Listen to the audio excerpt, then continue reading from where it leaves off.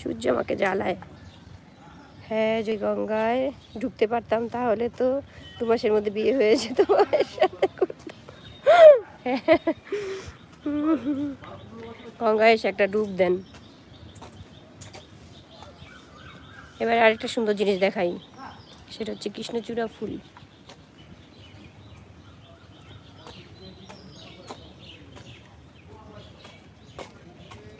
কৃষ্ণচূড়া ফুল দেখাচ্ছি, কৃষ্ণচূড়া।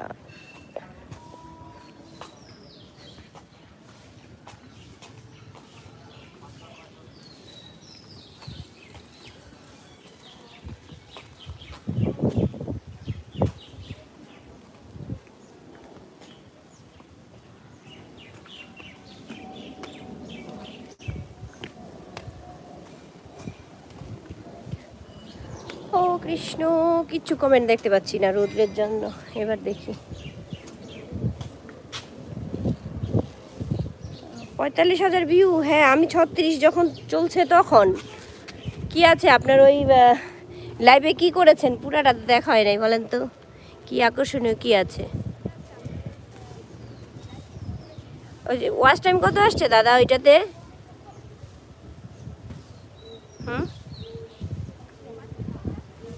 এখনো তো লাইভ চলতেছে, 50-এর উপরে টপ আছে।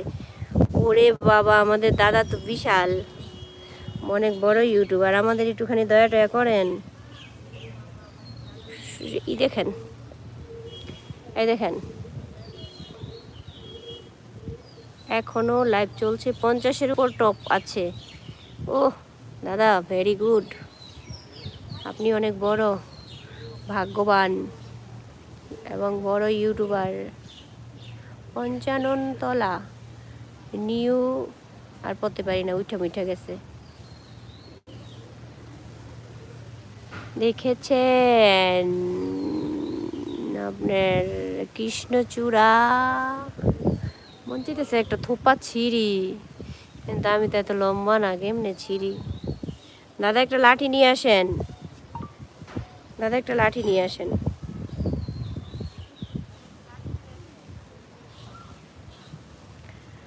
একটা লাঠি নিয়ে আসেন জায়গা। আমার কটা ফুল ছিঁড়া দেন,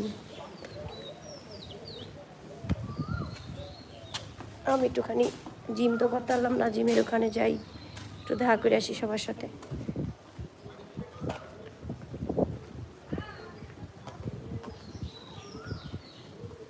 ওয়াচ টাইম, ওটাতে ওয়াচ টাইম আসছে 275 ঘন্টা।